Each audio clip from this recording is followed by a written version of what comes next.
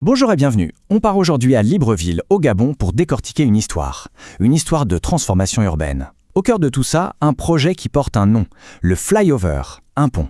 Mais derrière cette promesse de fluidifier la circulation, il y a une autre réalité, beaucoup plus dure, celle de vie complètement bouleversée.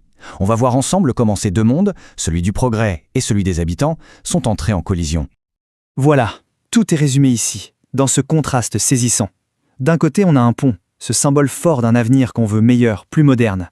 Et de l'autre, des décombres, des maisons, des petits commerces, toute une vie de quartier réduite en poussière. C'est l'image d'un futur qui, littéralement, se construit sur les ruines du présent pour certains.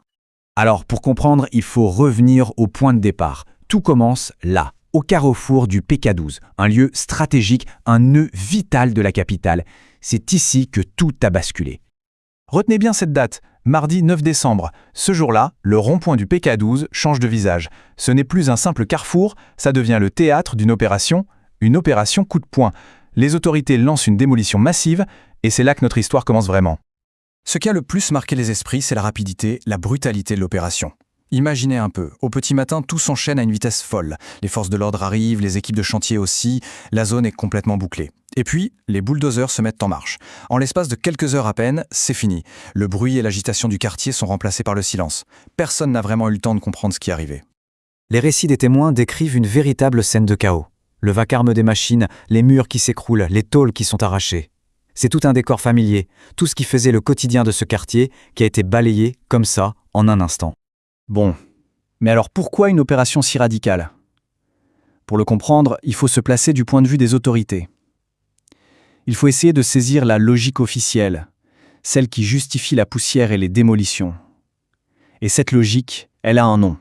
C'est la logique du progrès. Le projet qui motive tout ça, c'est donc ce fameux flyover. L'idée, c'est de construire un pont qui enjambe le rond-point.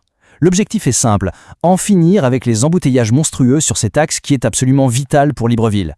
Sur le papier, on peut se dire que ça se tient, non?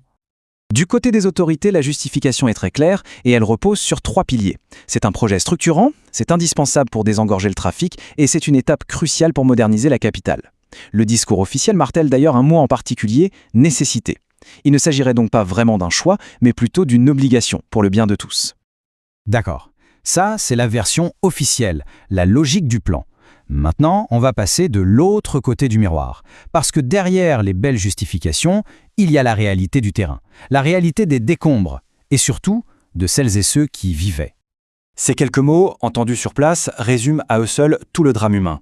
Délogés sans compensation. C'est un cri du cœur, un sentiment d'injustice totale. L'impression d'avoir tout